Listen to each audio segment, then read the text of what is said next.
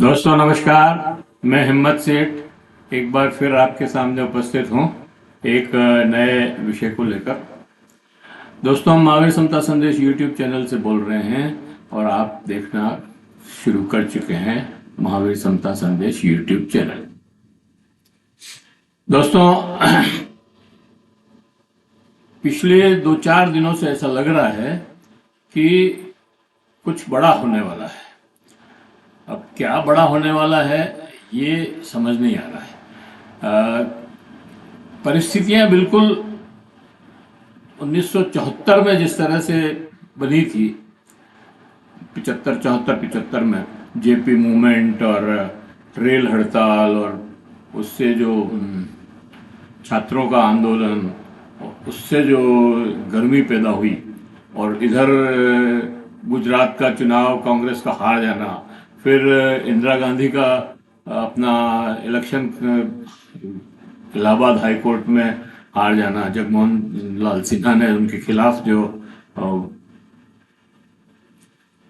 खिलाफ ऑर्डर दिया और राजनारायण जी जीते, और उन सब परिस्थितियों में फिर आपातकाल लगा। मेरे को नहीं पता कि अभी क्या आपातकाल लगेगा या क्या होगा, लेकिन कुल मिलाकर के परिस्थितियां बिल्कुल विकट हो रही है, और उसके 2-3 कारण मैं आपको बता सकता हूँ। एक तो इस बात से अंदाजा लग रहा है कि एक ही दिन में प्रधानमंत्री और गृह मंत्री राष्ट्रपति से मिले हैं और अलग अलग समय पर मिले हैं, एक के बाद एक। और ऐसा लगता है कि दोनों ने कोई आपस में मशवरा करके नहीं मिले हैं। दोनों मतलब अपनी अपनी तरह से राष्ट्रपति के पास गए और उनसे बातचीत की। तो ये दोनों एक साथ भी जा सकते थे, दोनों अलग अलग क्यों गए? एक तो ये बड़ा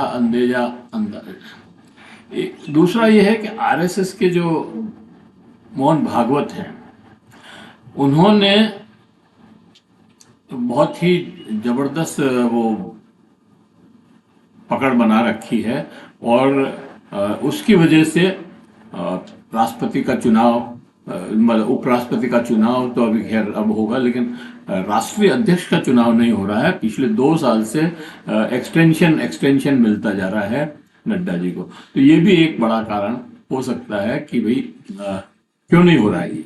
और इन दोनों में मतलब गुजरात लॉबी में वैसे तो भाजपा और आरएसएस में कोई फर्क नहीं है, दोनों एक चीज है, दोनों एक जान है, एक शरीर है, कोई फर्क नहीं। लेकिन कुछ लोगों के आपस में मनमुटाव हो सकते हैं, और उसमें जो ये गुजरात लॉबी और मोहन भागवत के बीच में कुछ टसल, कुछ खटास, कुछ ये नजर आता है। तीसरी बात ये है कि अभी पार्लियामेंट चल रही है, और पार्लियामेंट में मतलब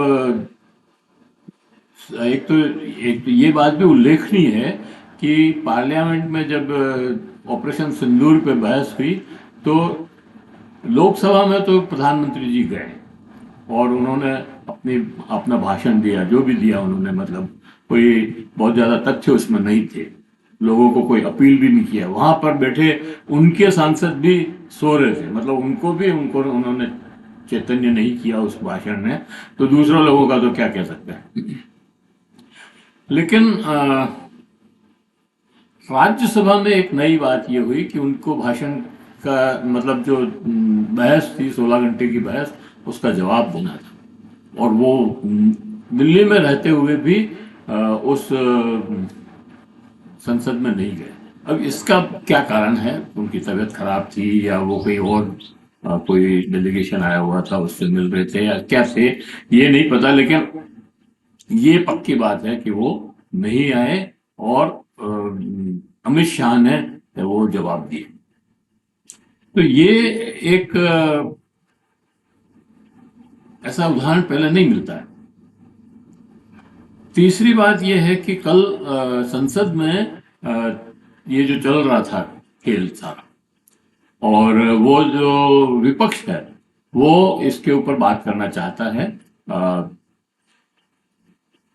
SIR पर, जो बिहार में हो रही है। और बिहार में वो एक बार तो पूरी हो गई है, उन्होंने एक ड्राफ्ट लिस्ट निकाली है, उसमें 65 लाख लोग जो है अलग कर दिए हैं। और अभी जब इन सब लोगों से, जिन्होंने फॉर्म भरे हैं, उनसे जब प्रूफ मांगेंगे, मतलब दस्तावेज मांगेंगे, तो बहुत सारे लोग इसमें से निकल जाएंगे। मतलब हम जो पहले भी कह रहे थे कि 1.5-2 करोड़ लोगों का, 3 करोड़ लोगों का, 2 करोड़ तो मान ही लीजिए कि उनके नाम ये लिस्टों से काटने वाले हैं। तो ये अगर है तो ये बहुत उद्वेलित करने वाला इशू है। और बिहार में इसलिए आप देखिए इस समय बिल्कुल अशांति है, जबकि चुनाव तो अभी 3-4 महीने बाद हैं, लेकिन अभी से वहाँ बहुत ज़्यादा गर्माहट हो गई है। और तेजस्वी और राजीव गांधी ने वहाँ अभी बंद किया, उसका भी बहुत अच्छा रिस्पॉन्स इनको मिला। और इस तरह से मतलब चारों तरफ से ये लग रहा है कि स्थितियां बहुत विकट हो रही है। और इसमें मैं आपको यहाँ पर रोक रहा हूँ 1 मिनट के लिए। अगर आपने अभी तक भी हमारे YouTube चैनल को सब्सक्राइब न किया है तो सब्सक्राइब कर दें, बेल आइकन दबाना न भूलें। और अगर आपको वीडियो अच्छे लग रहे हैं तो लाइक करें, फॉरवर्ड करें, और दूसरे ग्रुप्स में भी डालें। आपके दोस्तों परिजनों को भी बताएं कि हम इस चैनल को भी देखना चाहिए। आप कमेंट बॉक्स में जाएं, कमेंट लिखें, सुझाव दें। आपके कमेंट और सुझाव हमें और बेहतर करने की ओर अग्रसर करेंगे। तो ये जो बात है, चुनाव जो बिहार में उन्होंने अभी बंद किया, बहुत सक्सेसफुल बंद रहा वहां पर। और लगातार वहां पर जो है ये बैठकें, मीटिंगें और चल रही हैं।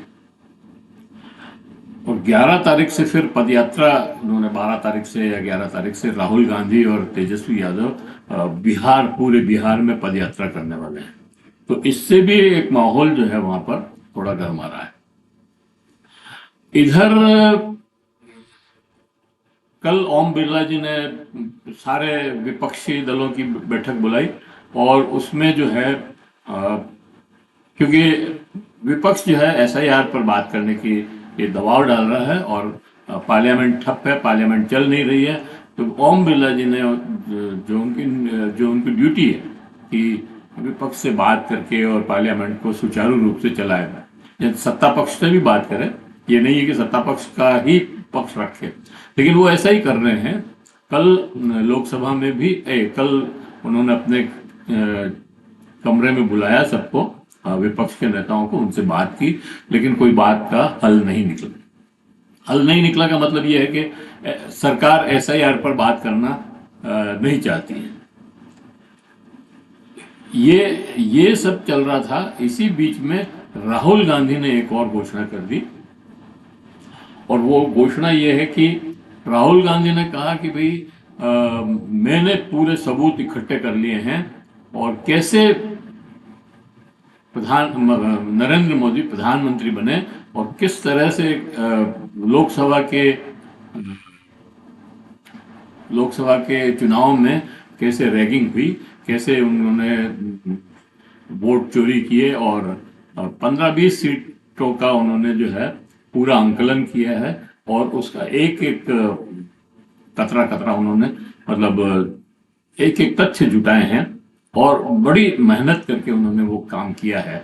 और वो आज 5 तारीख को बेंगलोर में एक प्रेस करके या पता नहीं कैसे उसकी घोषणा करेंगे, उसकी कहेंगे कि ये तथ्य हैं जिससे हम ये कह रहे हैं कि उन्होंने ये वोट चोरी करके वो बने हैं।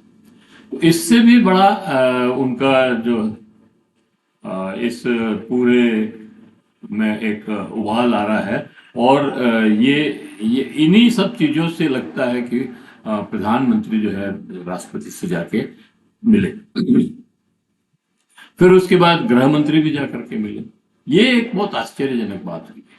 और अब 7 तारीख को राहुल गांधी ने अपने घर पे मीटिंग बुलाई है और सारे अपने विपक्ष के नेताओं को अपने घर पे बुलाया, खुद खुद फोन कर रहे हैं पर्सनल।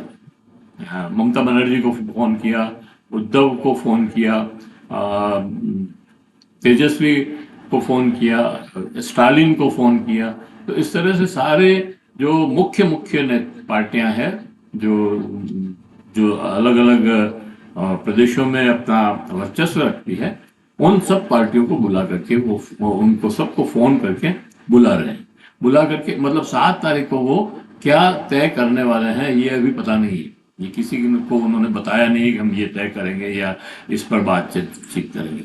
लेकिन वो कोई बहुत जबरदस्त बात होने वाली है। और सबसे बड़ी बात यह है कि विपक्ष जो है पूरा एकजुट हो गया है। आप देखोगे SIR के लिए भी सारा विपक्ष एक साथ लामबंद हो गया है और वो जो है उसकी मांग कर रहा है कि इस पर बात हो, और होनी भी चाहिए। आप अगर कोई इतना बड़ा कदम उठा रहे हैं कि पूरी वोटर लिस्ट को ही नई बनाने की कोशिश कर रहे हैं, पुरानी वोटर लिस्ट को जिससे प्रधानमंत्री चुने गए, जिस वोटर लिस्ट से लोकसभा के अंदर वोट पड़े, उस वोटर लिस्ट को खारिज करके और नई वोटर लिस्ट बना रहे हो और सबसे नए दस्तावेज मांग रहे हो, तो उसके ऊपर चर्चा क्यों नहीं होनी चाहिए लोकसभा में। अगर फिर SIR के जो कार्य प्रणाली है वो बहुत संदिग्ध है और उसको मतलब हमारे पत्रकार अजीत अंजुम ने लाइव फोटोग्राफ्स और मतलब वीडियो बना करके सबके सामने रखा है कि कैसे BLO जो है वहां बैठ करके फॉर्म भर रहे हैं, कैसे दस्तखत कर रहे हैं। और उनका तो ये भी आरोप है कि जो जीवित लोग हैं उनके उस लिस्ट में से नाम कट के ड्राफ्ट लिस्ट में नहीं है नाम मतदाता सूची में, और जो मृत हैं उनके नाम हैं और उन मृत लोगों की जिनका नाम निकालना था उनके फॉर्म जो है BLO ने खुद ही भर दिए, खुद ही साइन कर दिए और खुद ही उसको। अब ये है कि उनके दस्तावेज मांगे जाएंगे तो मृत लोग दस्तावेज कहाँ से लाएंगे, लेकिन उनको अगर वो चाहेंगे तो लिस्ट में भर देंगे, और जो लोग जीवित हैं उनके दस्तावेज नहीं होंगे तो उनको लिस्ट से काट देंगे। तो ये जो लिस्ट का ये बड़ा मामला है और इसके ऊपर जो है विपक्ष जो है पूरा लामबंद है, क्योंकि इसके बाद बंगाल में, फिर तमिलनाडु में, सब जगह इसी तरह से ये वोट चोरी का मामला हो जाएगा कि इलेक्शन कमीशन की जो सूची है उसमें जो चुनाव की जो सूची है, चुनाव वोटर लिस्ट की, उसमें मनमर्जी से जो है उसमें हेर फेर हो रही है।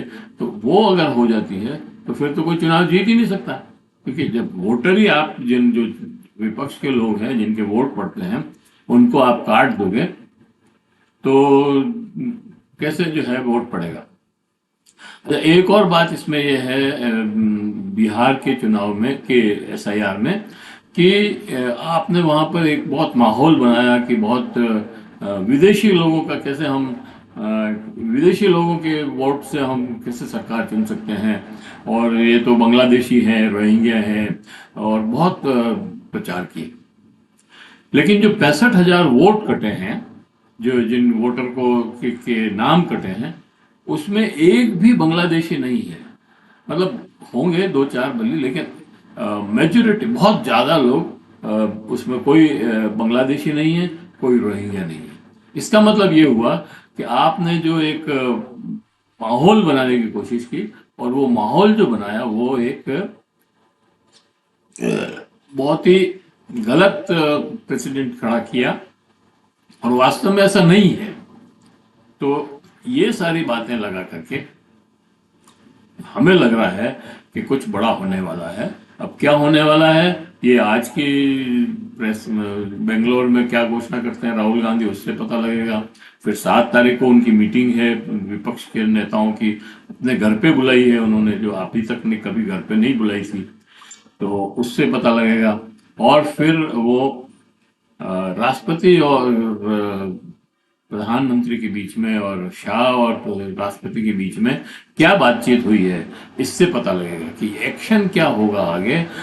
लोकसभा अब आगे चलेगी कि नहीं चलेगी, क्योंकि प्रेसिडेंट भी मतलब जो लोकसभा के अध्यक्ष हैं वो भी इस पे एडमेंट हैं और चलाने में, और विपक्ष जो है SIR पे जो है चर्चा कराना चाहता है। तो ये एक रोड़ा बना हुआ है बीच में दोनों के। तो ये भी डाउटफुल है कि अब ये क्या इन सबको बाहर निकाल करके जैसे पिछली बार किया वैसे बिल पास करा लेंगे, क्या है ये, या संसद चला लेंगे, ये एक प्रश्न फिर खड़ा होता है। अगर ऐसा होगा तो और पूरे देश में बहुत ज्यादा गंभीर स्थिति पैदा हो जाएगी। इन सब के बीच में हमारे वाइस प्रेसिडेंट धनखड़ साहब ने ये कह करके इस्तीफा दिया कि मेरी स्वास्थ्य ठीक नहीं है, लेकिन बाद में जो सूत्रों से पता लगा या बातचीत से पता लगा या व्यवहार से पता मालूम हुआ कि वो मतलब जो है धमकी देने पे उनको यहाँ तक कह दिया गया कि मतलब आपको जो है मतलब अगर आपने इस्तीफा नहीं दिया तो हम आपको अविश्वास प्रस्ताव ला करके हटा दें। और भी कई बातें कही जा रही है कि भाई उनको ये भी था कि आपको लोया बना देंगे या और कुछ हरेन पांड्या बना देंगे, ऐसा ऐसे भी कुछ उनको वो दिए गए। यहाँ तक भी कहा गया कि उनकी किचन बंद कर दी और उनका ऑफिस बंद सील कर दिया, और पता नहीं अभी इनमें कितनी सत्यता है हमको नहीं पता है, लेकिन ऐसी सब बातें हवा में थी। तो ये सब बातों से लगता है कि, और अब इस पे उपराष्ट्रपति कौन बनेगा, उस पे भी मतलब मोहन भागवत ने और RSS ने अपना ठप्पा लगा दिया है कि हम कहेंगे वही बनेगा या हमारे उसका ही बनेगा। तो ये सारी चीजें से लगता है कि कुछ बड़ा होने वाला है। 1975 जैसी स्थितियां पैदा हो रही है, और बिहार से ही वो आंदोलन शुरू हुआ था, और इस बार भी लगता है कि 11 तारीख बाद जो पद यात्राएं शुरू होगी राहुल गांधी की और तेजस्वी यादव की, उससे कोई बड़ा एक संदेश निकल जा सकता है पूरे देश में, और वो उद्वेलित कर सकता है। तो हम ये इस वीडियो को यहीं समाप्त करते हैं, और हम समझते हैं कि आपको ये वीडियो पसंद आया होगा, और पसंद आया हो तो लाइक करें, फॉरवर्ड करें, और लोगों को भेजें, और कमेंट बॉक्स में जाएं, कमेंट लिखें, सुझाव दें।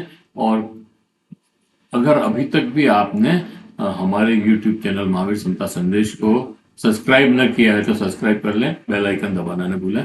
जय हिंद, जय भारत।